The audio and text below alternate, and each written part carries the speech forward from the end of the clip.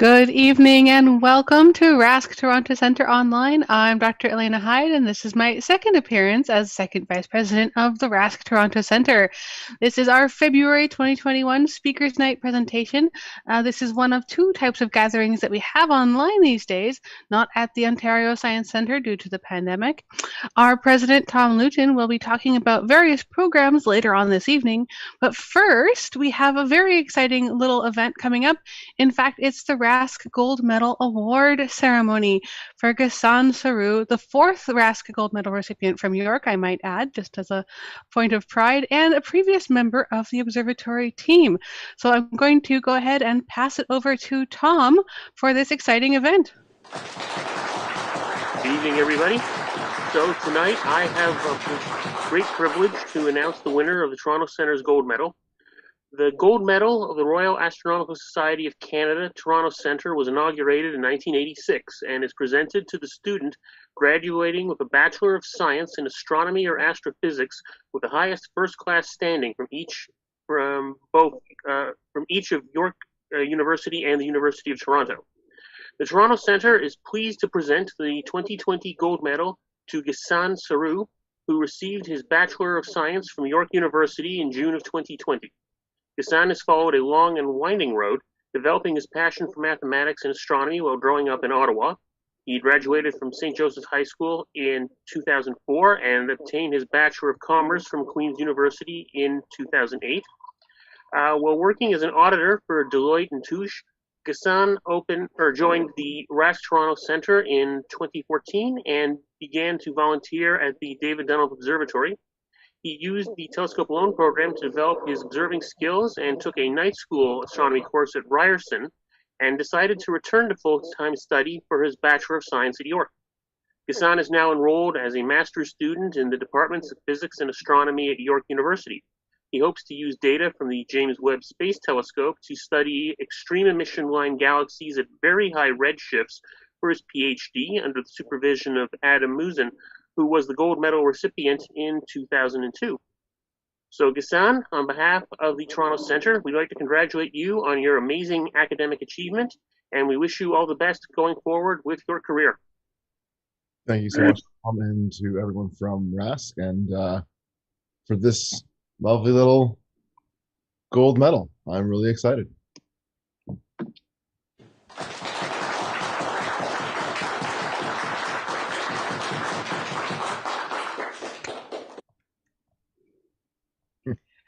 All right. Again, congratulations, Ghassan Sarrou, on a absolutely fabulous achievement.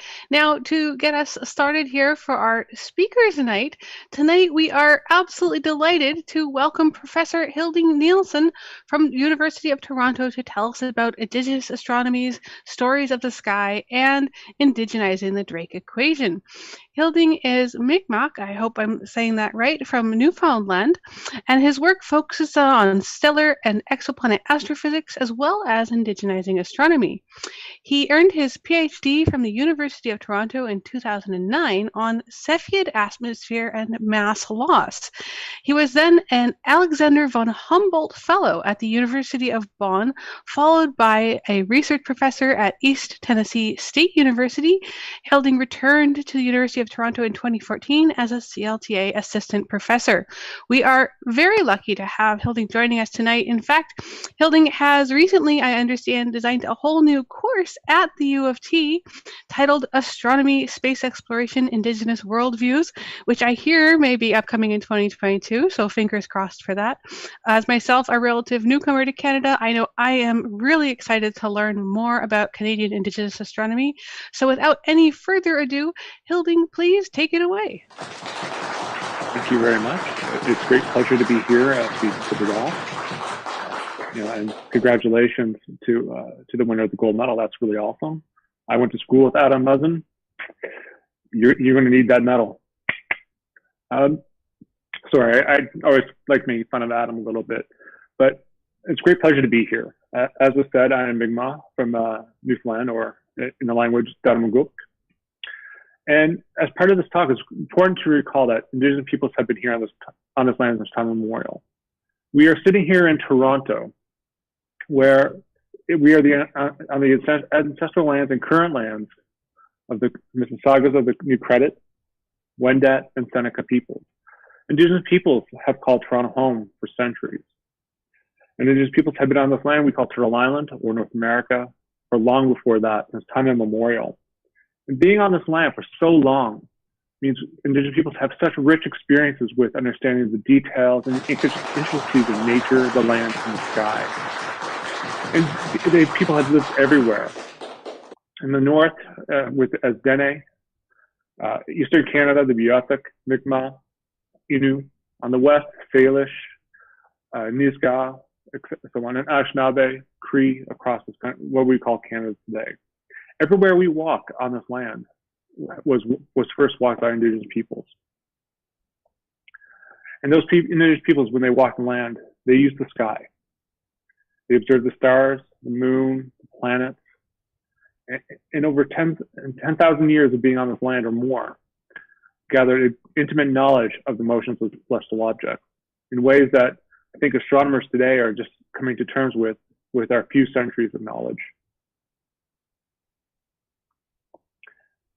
We can explore the land through astronomy because our stories depend on where we are. Indigenous peoples tell stories about the land, the animals, and the sky, but those stories relate to where we are on the land. A story I tell in Newfoundland or Nova Scotia is very different than the story I might tell if I'm in the far north or on the west coast. And so in that respect, the stars in the sky reflect the land we are on. And you can think of it in very extreme cases. So what if we hop on a plane and get to go to Australia, which at this time of year sounds amazing, or if we go to the Arctic, which also sounds kind of amazing. Our stories can be very different. And just think of the simple case of the moon. The phases of the moon are flipped when we go from south to north or north to south. Our stories change. The metaphors, the observations are very different if we're in the deep southern hemisphere or in the northern hemisphere. And so we need to consider where we are on the land or on the earth when we think about our stories and our view of the sky. And in that way, we can see one of the kind of axioms that Indigenous knowledges use. Indigenous knowledges are built on a framework of ideas that are very different than, say, what I would refer to as a traditional Western knowledge or traditional Eurocentric knowledge. And I want to be clear, there is no pan-Indigenous. Indigenous is a group term for lots of peoples, but there is no pan-Indigenous knowledge system. Like the knowledge system of the Mi'kmaq is not the same as Anishinaabe or Inuk or Seminole, etc. But there are commonalities. One of which is what is above it reflects below. So the stories of our sky reflect the land below. Our knowledges are relational. We're connected to our knowledge and we're connected to the ideas they bring. We could say Indigenous knowledges tend to consider multiple variables acting concurrently. It's very high order kind of an understanding. This can be done through very long time domain astronomy, through stories that span centuries, or in what might seem like a simple case. If you're in northern Quebec, the Innu are able to track caribou migration in ways that computer modeling cannot, simply because the hunters, the elders, they understand the land and all the different variables, maybe intuitively, maybe directly, but they can consider all those variables in sync. Knowledge tends to be holistic. Now, I understand holistic might sound kind of funny, but it's really the knowledge as of the whole. We look in university, I work in an astronomy department next to a physics department, down the street from a chemistry department. And we have our own silos, but Indigenous knowledge tend to be holistic.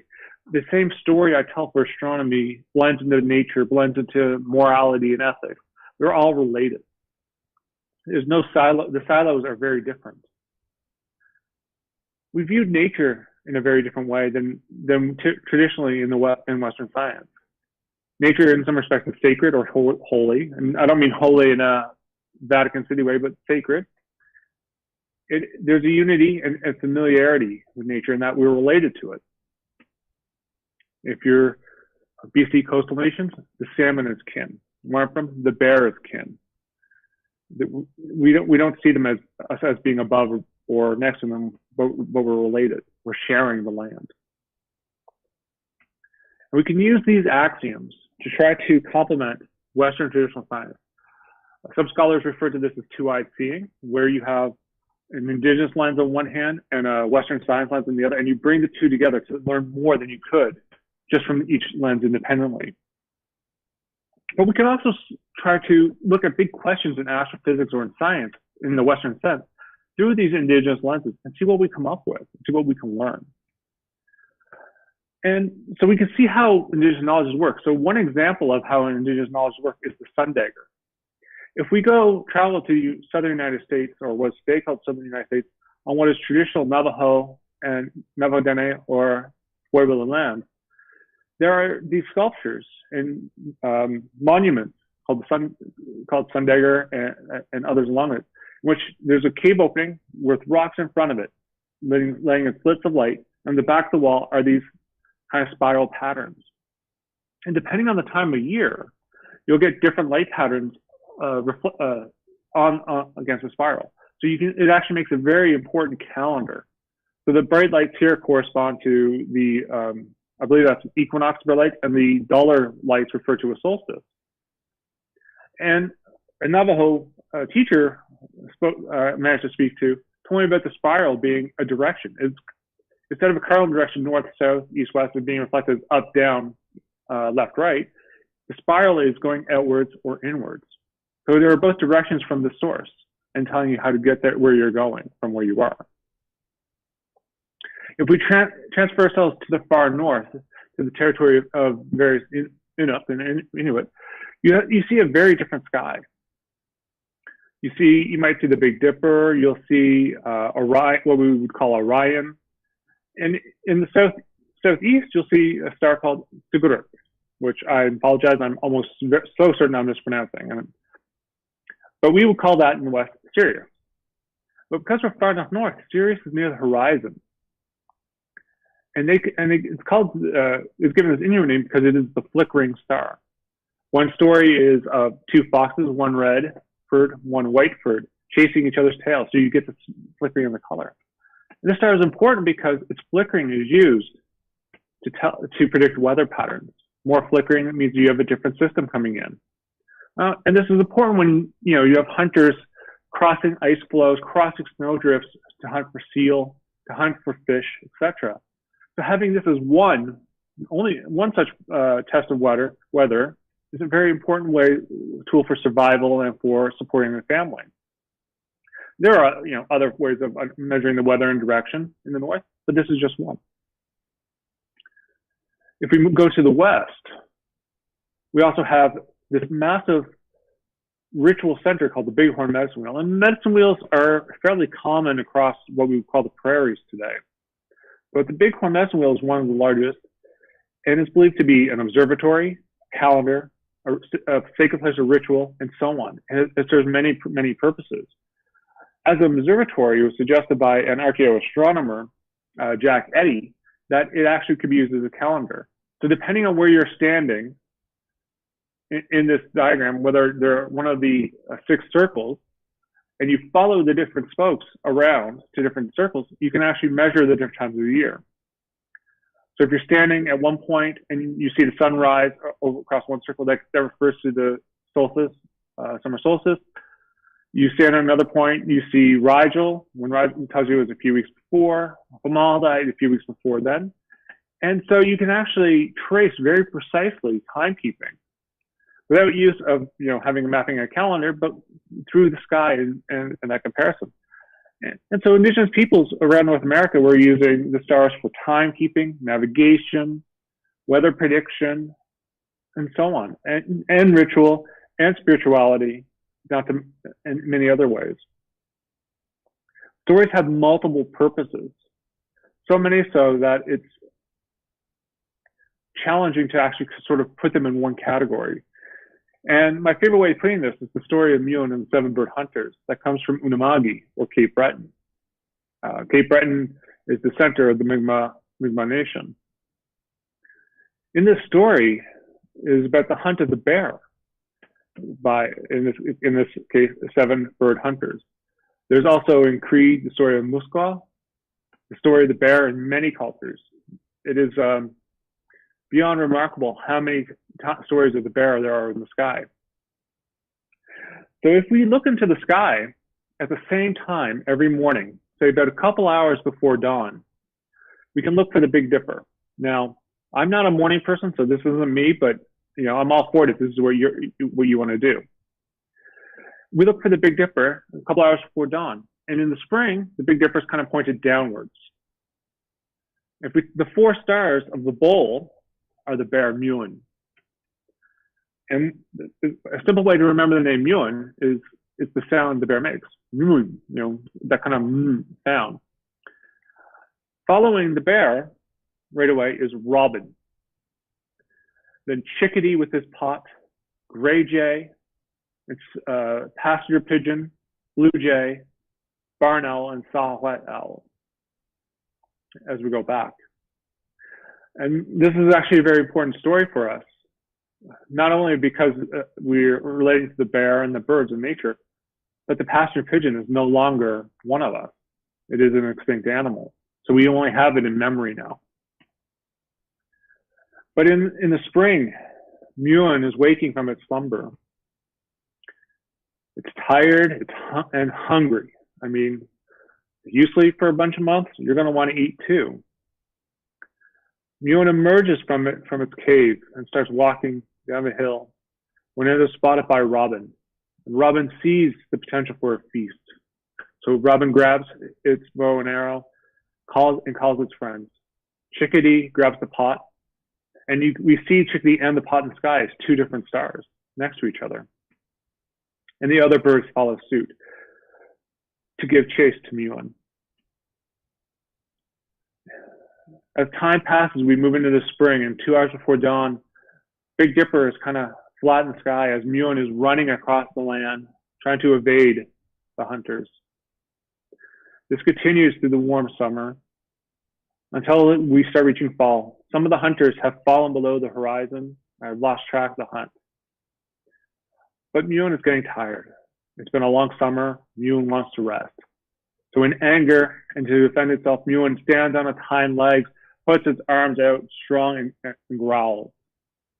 Robin sees this chance, fires the bow and arrow, striking Muon in its heart.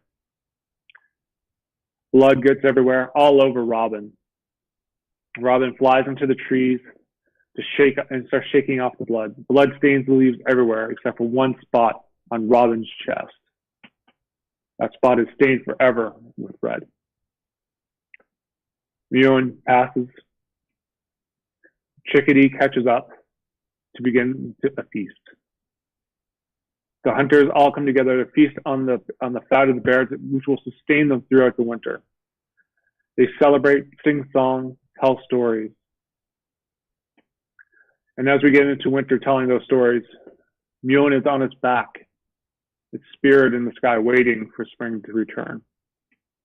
And then as spring comes back, the days get longer, the story renews, and the cycle continues. We see so many lessons in the story. And just I hope that as you're listening, some of these lessons come to mind for you, whether they're astronomical, natural, ethical. But we can think of just a few, just from the axioms I mentioned. There's the what's above reflects below, where we see the bear in the sky, its spirit as the bear hibernates below. The relationality, the connection between us, the hunters, and the bear. The multiple variables of the hunt, the birds, the changing of the seasons, and the holistic nature more related to morality, community, hunting, the behavior of the bear, and the behavior of the sky. And so we could just take some of these ideas right out. And the idea of cyclical life with the bear and the hunt. There's a morality and direction here. When do we hunt bears? We do not hunt bears in the spring and the summer. In the spring, the bears are too small. In the summer, they're caring for their cubs. To hunt them in the summer would be immoral. In the fall, when the bears are ready to live on their own, different story. The story is about sharing a community. Robin killed the bear. Chickadee cooked the meat. But they all shared. They shared it with elders, and they shared it with community. Centered among Muon is the guide stars. So we have Polaris, or Darup in the Mi'kmaq. And we have the idea of circumpolar stars. Along that, we have the nature of bears, birds, and being on the land. The story tells us how to live. So we see indigenous knowledge as having all these aspects throughout the year. We have the rotation of the sky over a night, and the rotation of the sky over a year. We have circumpolar stars versus non-circumpolar stars. We have navigation. We have an astronomy. And I find the story so much better. Sorry, I'm going to have a rant now, so bear with me. I find the story so much better than the story of Ursa Major. Whose bright idea was it really to give a bear a long tail? Have you ever seen a bear with a long tail? And this is kind of an important story issue because we define the constellations in North America based off stories from Europe, stories from Greek and Roman mythology, stories that carry through the Enlightenment and the colonization of this land. So when we actually teach when we're on this land, we're teaching stories of Ursa Major as the Great Bear with the Tail, or Ursa Minor, or Camelopardus, or Cepheid. We're linking that to colonization. We're erasing the indigenous components of the land in relation to the sky. We're taking away a part of that understanding and replacing it with a European understanding. We're erasing indigeneity. We all like doing land acknowledgements, or we're all told we should be doing land acknowledgements. But when we don't acknowledge the connections between what we do and the land and the people of that land, we're not living up to those acknowledgements and our promises. So, hopefully we begin to think about these constellations when we're working on the land. We see similar lessons in the stories of Mi'kmaq moons. And this is work that's been led by RAS member Dave Chapman out of Halifax, or Dartmouth, technically, for which I'm greatly appreciative. I'm Mi'kmaq, but I never grew up in my culture, so I don't know these. I never knew these words. And so I'm learning them just as many people are at the same time, thanks to Dave Chapman and Kathy.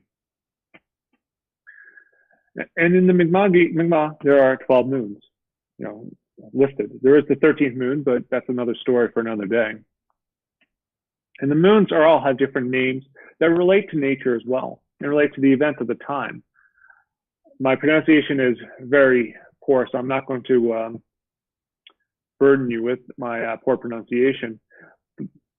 But you can see through this diagram, the moons follow different natural phenomenon, whether it's fishing moon on the upper left, sun, leaves falling from trees, egg hatching, croaking toad, and so on. And they relate to the nation of time. For instance, the berry moon is when we're supposed to pick berries. It tells us about this. But one moon defies that kind of logic. If we go back, all the moons here, except for the one the main one on the top here, they're all related to something natural. Feather gathering time, berry picking, moose hunting, different animals, and so on. They're all related to natural connections to the world. But then there's the one we call chief moon, which relates to an elder, relates to our grandfathers. And that moon it has a different name. And it's a good question why. It actually has to do with where the moon is in the sky at that time. We always like thinking in terms of summer solstice and winter solstice, and the sun being higher in the sky and lower in the sky. But as a professional astronomer, I always forget about the moon. The chief moon is a reminder that the moon also is higher or lower in the sky, depending on the time of year. But that time of year is opposite of the sun. So when the sun is lowest in the sky, the moon will be higher. So in winter, at the darkest time, the moon gets to be highest in the sky. And we call that chief moon, because that is when our elders tell their stories. That is when we learn their stories and the ways. And we celebrate through the dark winter with those stories. We can see again another example of these indigenous axioms at play here in Mi'kmaq. But I promised you to talk about different ideas. So I want to talk about the idea of two-eyed seeing and how we can actually start bringing this in a little bit. And I mentioned that this is the idea of looking at looking at phenomenon or discoveries through two lenses, one being an indigenous lens and one being a traditional Western science lens. And because they both come at things through different ways and different processes, we can learn different things and build a greater story, a deeper story, and a deeper understanding about that phenomenon by combining them. And in doing so, we're actually complementing the differences between indigenous knowledges and traditional Western sciences. In traditional Western science, we treat knowledge as something objective. If I observe something and you observe something, we should see the exact same thing and it shouldn't matter who's looking. Or when we try to understand correlations, we tend to draw on averages, statistics, simple one-to-one correlations. Whereas indigenous knowledge wants to bring in as many variables as possible and is very much interested in the outliers, the things that are different.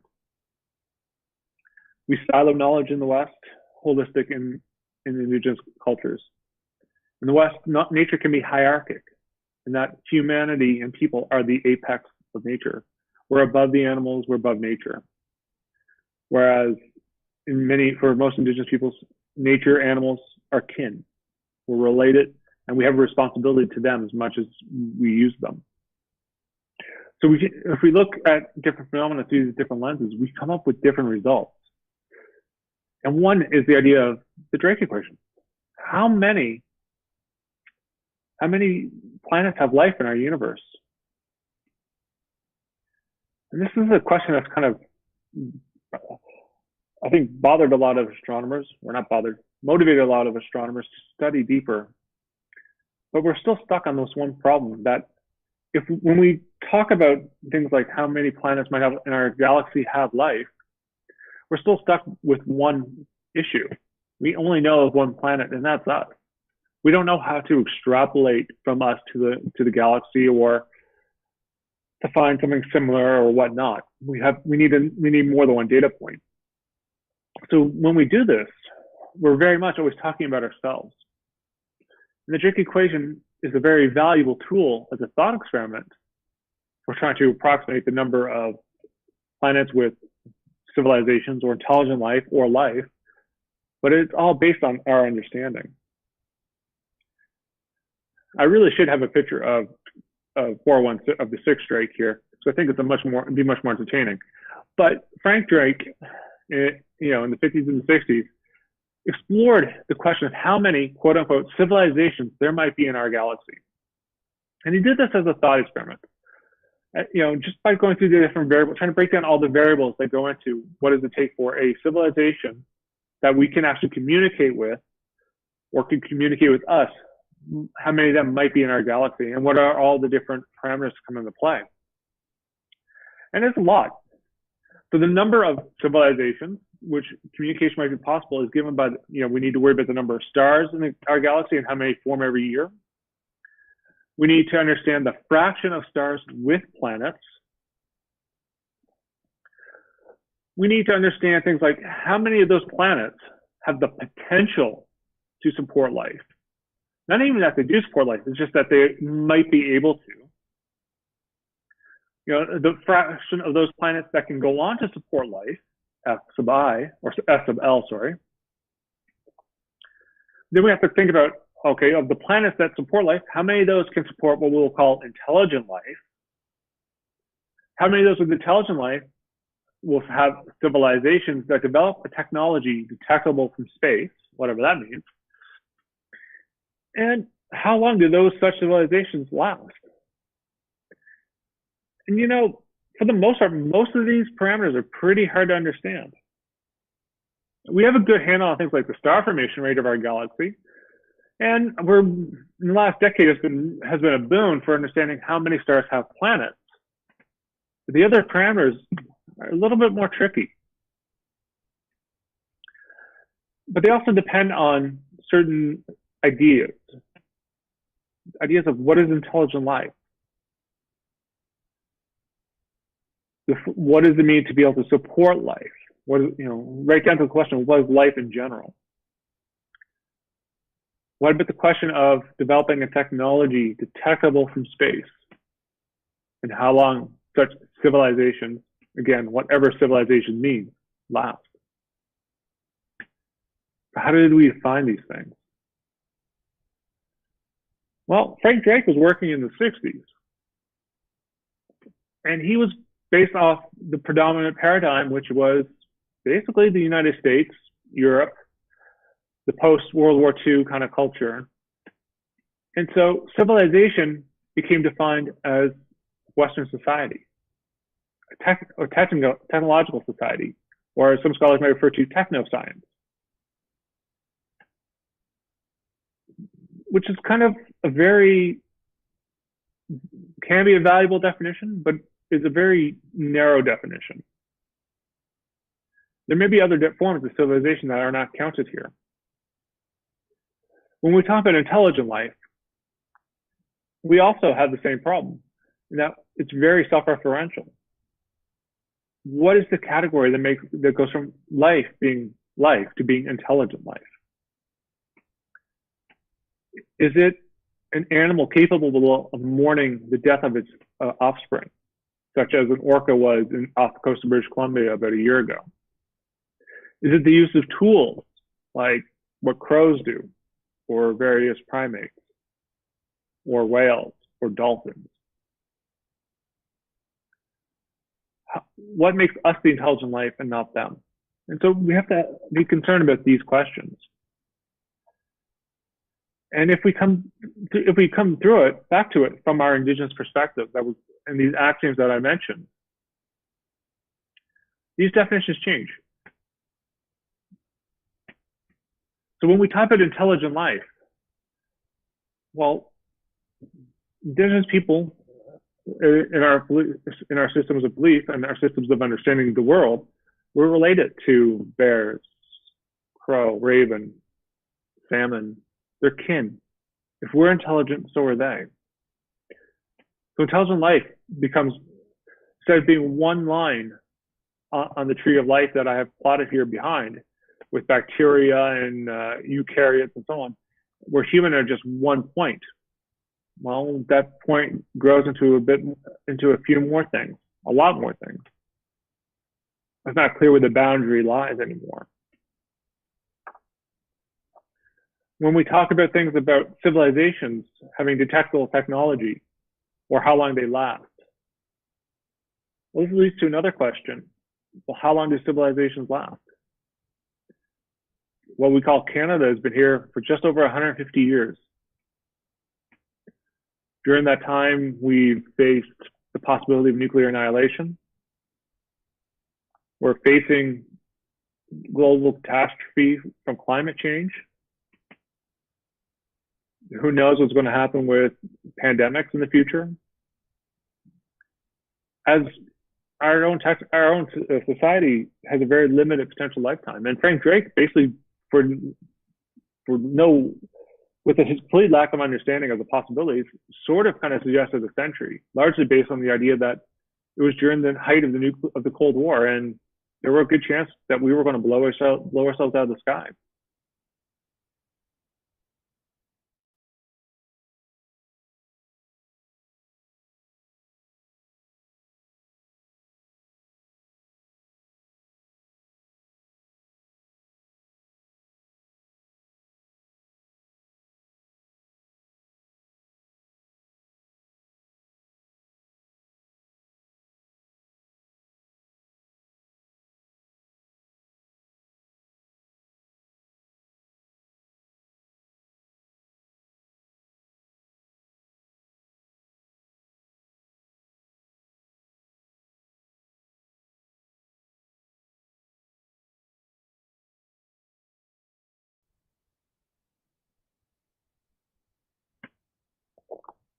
Yeah, sorry.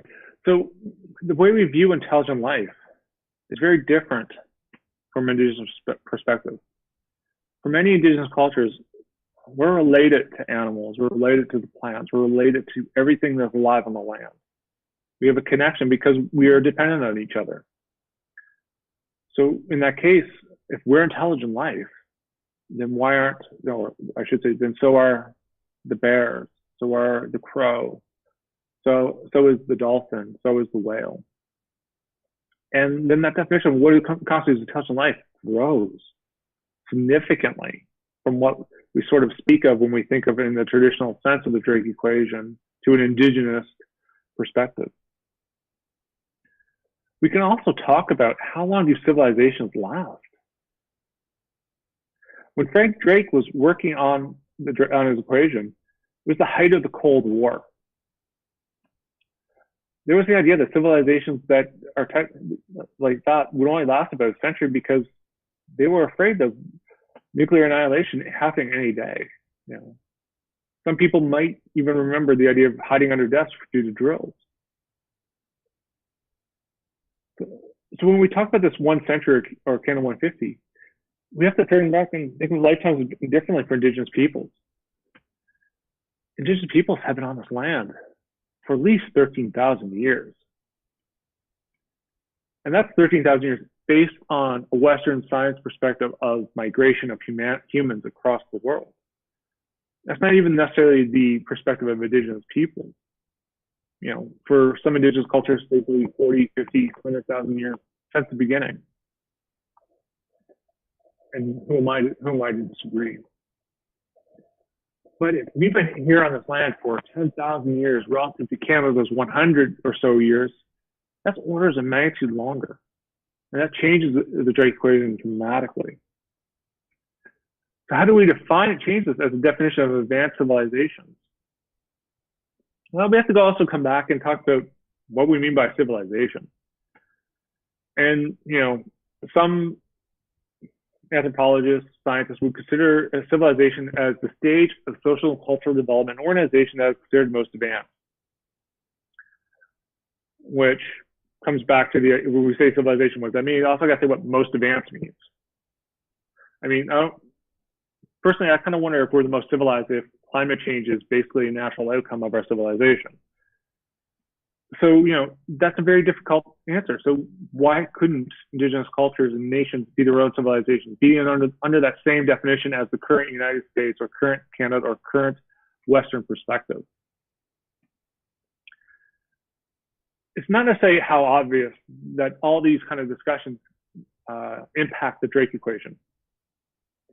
But if there are more civilizations based off Indigenous knowledges, if there are more intelligent species of intelligent life based off Indigenous knowledges, if Indigenous cultures and societies live longer and have the potential of sharing technology that are detectable, then, you know, if we just do the traditional Drake equation, which might give you 5 or 10 civilizations across our galaxy, an Indigenous version of this would be hundreds or thousands of planets with intelligent life. That's just sitting there minding its own business. We go from an empty universe or empty galaxy, sorry, to one that is essentially teeming with life. Much more so than if we apply the standard Drake equation. And this is important because this, well, A, it tells us a lot about colonizing other planets, but I also want to sort of interject with another diversion that I think this also has impacts for the Fermi Paradox. You know, the Fermi Paradox is another thought experiment that sort of asks, based on the idea that, well, the Earth is about 5 billion years. It took us 5 billion years to get here. There are stars in our galaxy that might be 10 billion years old, and they might have planets with life. And so those planets with life would have 5 billion year head start on us. So there should be a lot of civilizations that are way more advanced.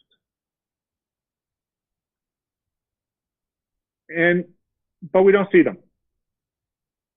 We've never seen them. No matter how much Ancient Aliens or History Channel wants to try to tell us otherwise with weird documentaries. So what's going on? And, you know, everyone has a favorite solution to this so-called paradox. I think mine is a little more simple. It's actually probably based off the original version of when the Earth stood still. And it's this. As the Earth progresses today, we are emitting pollution that is detectable, that could be detectable from telescopes on planets from other stars. As we, on humans, are reaching that technology to look for biosignatures and technosignatures around other stars, then those civilizations that are so much older should easily have the same technology, or could, to find it from us. And what they're seeing from us is a planet that has ignited nuclear weapons and polluted the atmosphere with uranium, a planet that is facing runaway climate change, a planet that has emitted many, many pollutants, and a planet that has probably changed significantly in the last century to an observer far, far away. Perhaps if so many of the planets in our galaxy are based on this indigenous relations in nature. And because indigenous societies might last much longer, perhaps the solution to the Fermi paradox is they don't like what we're doing. We're kind of the self-destructive kid screaming in the store that people just don't look at and kind of avoid, while parents have to take care of the child. Perhaps the solution to the Fermi paradox is we're too destructive for this galaxy. It's 2 cents. I don't know. It could be a very different possibility, but I think this is a very interesting kind of decolonial perspective to the Fermi paradox. But that was another diversion. So what does this tell us? All these things tell us about the possibility about colonizing other planets or exploring other planets. And it's kind of a good time, given that, a whole bunch of new rovers and satellites are orbiting Mars. We're getting to the point where we're soon going to have superhighways on the surface. But the idea of sending people to Mars goes back to about the 1950s with Wernher von Braun. As he helped lead the United States space program, he wrote this technical project book to send people to Mars. And that was his goal with doing this work, or supposed goal for doing this work. It's the idea of sending people to Mars, that we can go to another planet. And in that kind of light, this built a culture of this romantic view of Mars, that Mars will be the next frontier of exploration. And, probably highlighted by, the heroic main character of The Martian, who survived against all odds, against nature, the nature of Mars. But it wasn't that long ago that this was the frontier of exploration. We use the same kind of philosophy for going to Mars as we do here. This land has been declared terra nullius.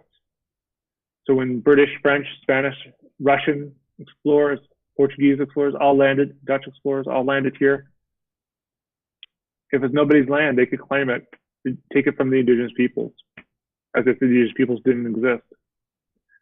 This is the same idea of doctrine of discovery and so forth, or manifest destiny. And we talk about Mars in the same way. We use Martian nullius, the same language. Who gets to go to Mars? Who gets to extract from Mars? Who controls Mars? Do we have a right to terraform Mars? North America was terraformed. The killing of the buffalo, the bringing of different plants and animals from Europe to here. It went through its own version of terraforming. What about Mars? Do we have that right? So I'll stop here with a couple of conclusions, and I invite you to participate in the discussion if you wish. Indigenous knowledge and perspectives can enrich our perspectives from a Western science perspective of life in the universe. Indigenous peoples have lived in cooperation and in respect of different parts of nature since time immemorial, in ways that have changed dramatically in the last 2 centuries. This impacts how we view the Drake equation. The Drake equation comes from this hierarchy. It comes from this Western central perspective. And it's very much wedded to that bias. Whether it's right or wrong, I don't know. But it is very much wedded to that techno-science bias that exists. This impacts and has impacted how we view the prospects of life in our solar system. For instance, we still don't know if there's life on Mars or not. We like to think there isn't, but we have never actually proven it otherwise. And we found some evidence suggesting that it still could be. We tend to talk about the habitable zone of our solar system, where the best place probably to look for life right now is on the moons around Jupiter. So we have a very anthropocentric view of life in our solar system, as well as our right to settle on other planets. Rights that manifest from colonization, from during history. Really, our approach into space and our view of life in the universe tends to follow that colonizing view. It wasn't that long ago that indigenous peoples were not considered intelligent people, or people for that matter. And so it's very important that we challenge these ideas and challenge where these ideas come from. Or what does it mean when we invite other perspectives, other cultures, other knowledges into the room? If these ideas change dramatically, we should be reevaluating what we do with them and how we view them. So with that, I'll thank you very much for your time. And please feel free to ask any questions. Thank you. All right, well, I'll just go ahead and thank our speaker again. Thank you very much, Hilding, for sharing Canadian astronomy, Indigenous knowledge, and giving us all a little something to think about, in particular working to respect Indigenous people and their knowledge, and especially in astronomy. Your talk has certainly illuminated the topic a bit. It seems like there's a lot of extra work to do in this area. So I think this is a great time to start looking and see what kind of questions have arrived in chat. So I'm going to pass over to Blake now and see what he's got for us. Hello, thanks. Thank you, Hilding. Very interesting talk. Really appreciate it. And I noticed that you said, or you made a comment about the movie The Day the Earth Stood Still. If I heard that correctly, that's one of my favorite movies. The themes and the concept in that I find still really striking, and it holds up. That's quite an old movie, but to me it really holds up. This benevolent race who is has extraordinary power and capability, but they're extremely firm. They put their foot down basically about what humanity can do if they want to enter into sort of the community of other civilizations in the galaxy. It's very, very intriguing. And I really enjoyed your perspective there, because I've always felt very strongly that there's lessons to be learned from Indigenous communities about being conservative and protecting the land and conservation and things like that. So I take it you enjoy that movie. I really like the original. Oh, right, yeah. It was a beautiful movie, and probably one of the great sci-fi movies. All right. Joel had a question. I'm sorry, I don't have it in front of me, so give me a second here. I'm just trying to find it, and I've lost track of it. Sorry. Yeah, give me. How did Indigenous people view lunar eclipses in their culture? I think different peoples view different eclipses differently. I only know of a few stories, but mostly it was just what it was. It was cool. You know, they understood it. Many Indigenous cultures understood eclipses. They could predict eclipses, particularly because if you have a long-term relationship with the land, those cycles repeat, and they counted those cycles. You know, stories can last decades, centuries, generations. So, you know, these lunar eclipses weren't a surprise for anyone. Indeed. We're very aware of those cycles in the mathematical sense, and certainly long-term observing a culture with a history of tens of thousands of years is going to be very well acquainted with those patterns. Terry asked if you wanted to comment on astrocolonism with respect to, say, Mauna Kea and other astronomical sites. There seems to be tremendous conflict between Western science wanting to build big telescopes and then respecting the land? Yeah. So, as the story goes on Mauna Kea, there's a group of nations through an international consortium wishing to build a 30-meter telescope on the summit. A number of Ktaqmkuk, or Native Hawaiians, are fighting that because, again, they are protecting the land and the mountain. To them, the mountain is the source of everything, of life, of water. And so to build such a giant multi-football field, multi-story building on the top of Mauna Kea is irresponsible and dangerous.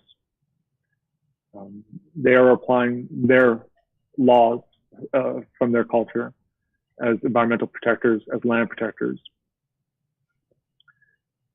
I think this goes against what the state of Hawaii has tried to do and what the international consortium wants.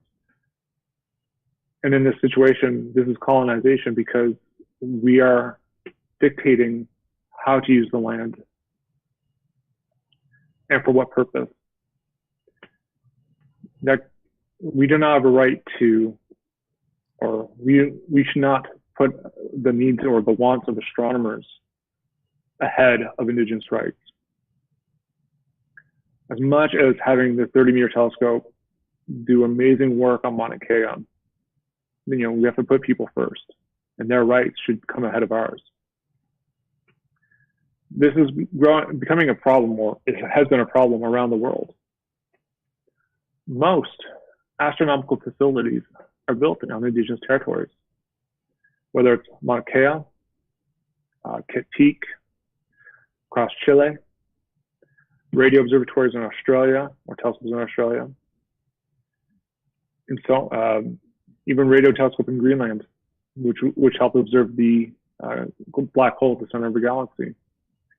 These are all on Indigenous territories, and we do very little to consult, to search for things like consent, and it's not clear how that's going to work in the future. As the Canadian government attempts to bring in its own version of the United Nations Declaration of the Rights of Indigenous Peoples,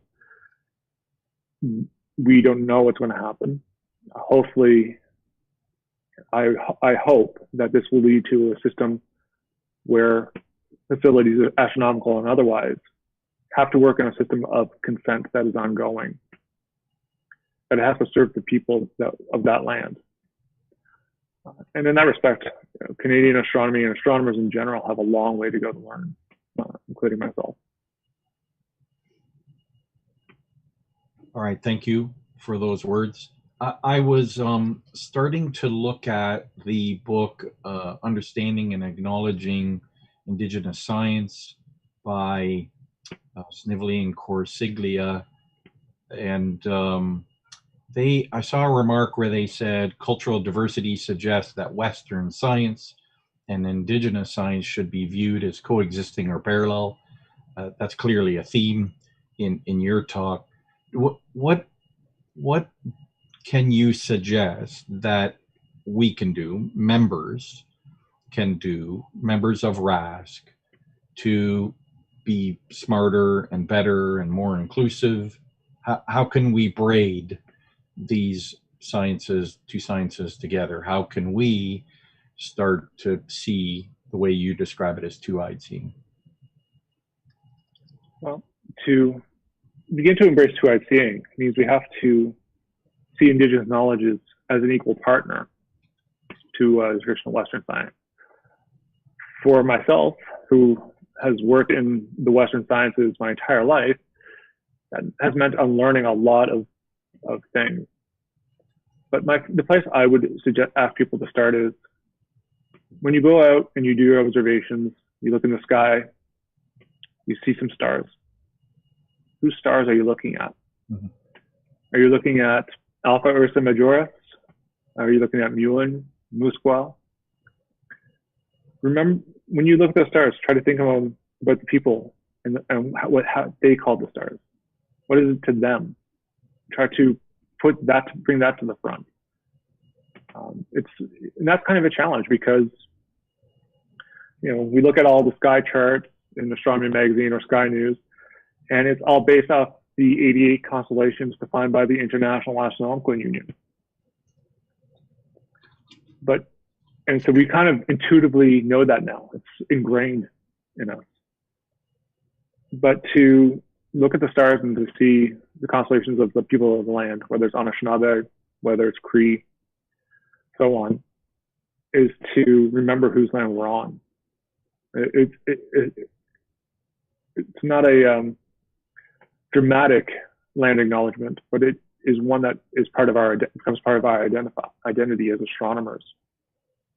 And so I would ask people to try to learn what the stars are to the people of the land. Indeed, that's actually a feature in Stellarium I'm starting to explore. I really like how the Stellarium software can show different cultures, can show the constellation patterns, and the star names, and even the planet names for various cultures around the world. And this is growing dynamically. It gets added to on a regular basis. So I want to learn some of those stories. There was a question from Douglas Fleming. He asked if you have a website or some place where you keep or share your work. He said he's not a fan of Twitter, but if that's your method, he'll follow that. I'm on Twitter. It's not my favorite thing in the world either. But like every other astronomer, I'm on the archive.org and ADS and all those places. And if you Google my name, it's a fairly unique first and last name put together. You can find my website fairly easily. Thanks for that. I just remembered that I followed you on Twitter, so I'll put that address in the YouTube chat shortly. Thank you. Don Monet asked, sorry, I'm just sort of finding that question. He made a remark, excuse me, like the basics re-civilization bias and challenge to these, also the racist concept of terra nullius and colonial conception of ourselves. And that's still an ongoing thing. So I guess the important takeaway here is that we become aware of this, learn what we can about this, and not stop this from happening in the future. Your remark about Mars made me think about something. Are there laws, international laws, about the use of the moon? I thought I remembered something about that, but I'm not clear about that. Who can use it? Does anybody own it? Does anybody have rights to it? And then by extension, I think Mars is a free-for-all. There are no sort of international laws or anything like that about how it can be used, right? So my understanding is a little different. My understanding of space law is that nothing above space can be claimed. Okay. That so on Mars has the same issue. No one can claim territory on Mars. No matter how many people on Facebook try to sell you an acre on the Martian surface. And I think the same laws for the moon apply to Mars. The biggest issue that comes into play with these kind of laws is how they're enforced, or if they're enforced. So, we see this a little bit with satellites and countries blowing up satellites. That kind of weaponization of space is also a violation of some space treaties. But it's all but it becomes this gray area. And so it really depends on, sort of who's doing it and who's going to stand up to those people who are doing it. Grace made a comment or kind of a remark, and she said, "Why don't we hand out Indigenous sky maps and not just the current ones? This would help educate the public and our members." So that sounds like something we could do instead of handing out the classic International Astronomy Union constellations. We could have something from Indigenous Canadian communities, right? Yeah, I believe there's a Cree one done by Wilfred Buck out of Manitoba, as well as Ojibwe and Lakota from Annette Lee from Native Skywatchers. And in fact, I believe the Rask gift store sells Annette Lee's book. Okay, very good. So I'm scanning. Oh, I saw Joseph put your at Ktaqmkuk, right? That's your Twitter handle, right? Yep. Very good.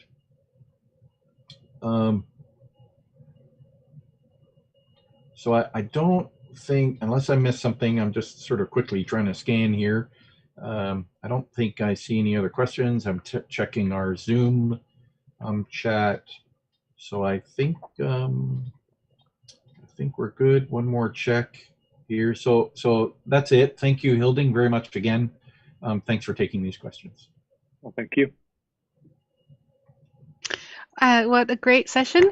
So we got all kinds of good questions and a lot of really good information. I personally can't wait to get my hands on some of those star charts.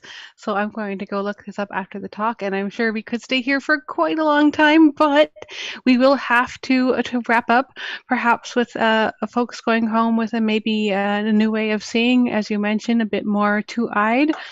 And so thank you, Hilding, once again for tonight. And with that, I think we'll hand over to our president of the Toronto Centre RASC, Tom Luton, to finish off the evening.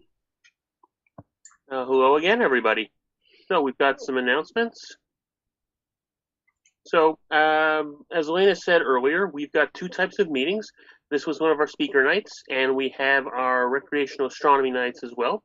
Both of these are online here on YouTube. So if you're here for the chat, please say hi. Please enter a question for the presenters. If you're a new member, please introduce yourself. And if you're from somewhere far, far away, please let us know where you're from. We love to know. So our next recreational astronomy night is on the 3rd of March. Dennis Gray will be hosting the sky this month. Carrie Ann Leckie Hepburn will be discussing adventures in lightscaping under the night sky. And Jerry Villa, Tycho Brahe, Danish astronomer, and his legacy. Here on our YouTube channel. And if you'd like to present something yourself, please drop Paul Markov a line. Our next speakers night is March 17th at 7:30 p.m. Professor Vandermarel will be discussing planets under construction, how to study a million-year process. Coming up at the end of the month, on the 28th, we have our joint lecture with the Royal Canadian Institute. Professor Keith Vanderlyn will be discussing strange signals, fast radio bursts. It's a free lecture, but you do have to register at the link shown. Now, Toronto Centre is famous for our education and public outreach, and unfortunately, our hands-on is all come to a halt because of the outbreak. But we are planning and we are working on virtual star parties and EPO talks with the Ontario Science Centre at Millennium Square, the David Dunlap Observatory, the St. Clair O'Connor community, the Dunlap Institute. We are outreaching to Brownies, Cubs, Scouts, school groups, and we have plans for our new observers to visual astronomy and as well to an upcoming First Light course. So contact public education at rascto.ca for more info. In addition to all of our outreach, our public observing sessions at Bayview Village Park, at Long Sault Conservation Area, and at Ontario Science Centre are unfortunately suspended until further notice. As well, the Carr Astronomical Observatory is still closed until further notice. We are undergoing maintenance activities only. Even with things, though, in a semi-shutdown state, we have still a great need for volunteers to help out.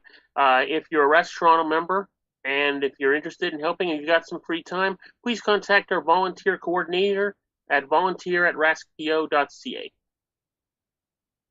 We've got a few job postings that need filling. We're looking for a head of our Light Pollution Abatement Committee. We are looking for National Council representatives.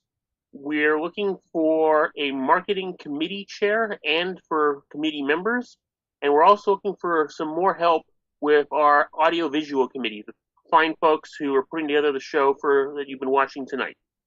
With all of these, contact volunteer@rascpo.ca. Our stellarium training sessions are continuing. The February 22nd and March 1st Level 1 sessions are unfortunately full.